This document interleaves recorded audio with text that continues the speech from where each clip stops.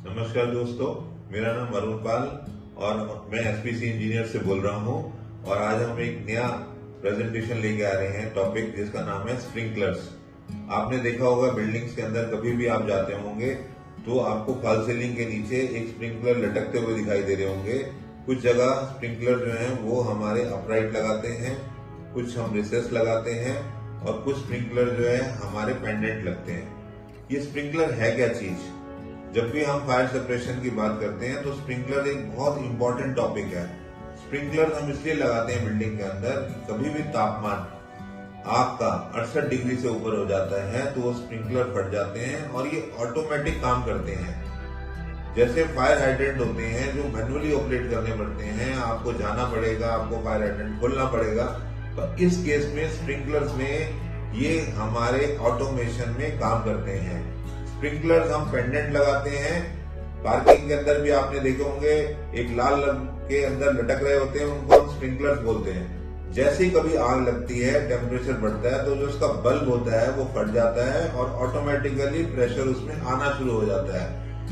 Sprinkler जो होते हैं हम अपराइट भी लगाते हैं, उस जगह लगाते हैं जिसमें स्प्रिंकलर जो है और स्लैब और फॉल सीलिंग के बीच में अगर 800 mm से ज्यादा गैप होता है तो उसमें अपराइट भी लगाने होते हैं, जिसकी वजह से फॉल सीलिंग में कभी स्पार्क हो या कोई चीज की जलने की आ रही हो तो वो अगर टेम्परेचर अटेन होगा तो ऑटोमेटिकली वो स्प्रिंकलर फट जाएगा, ताकि आपको पता नहीं चलेगा कि भाई आग बुझ गई है।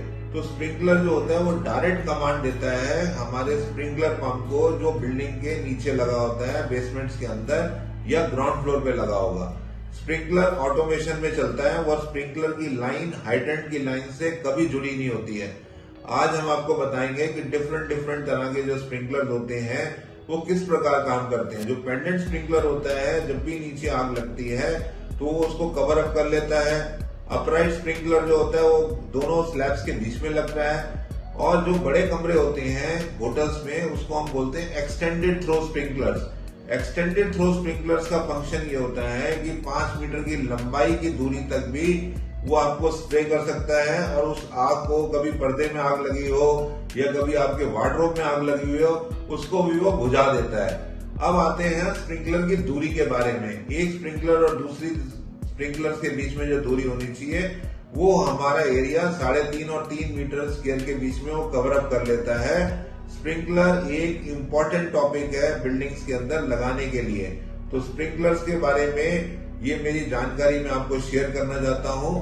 और अगर आपको मेरी वीडियो अच्छी लगे तो उसको लाइक करिए, लोगों को शेयर करिए अगर आपके दोस्तों को इन्फॉर्मेशन चाहिए, और इसको सब्सक्राइब करिए। और फिर हम आपको अगले हफ्ते मिलेंगे नए वीडियो के साथ। आपका दोस्त अरुण पाल, 9811123450। धन्यवाद।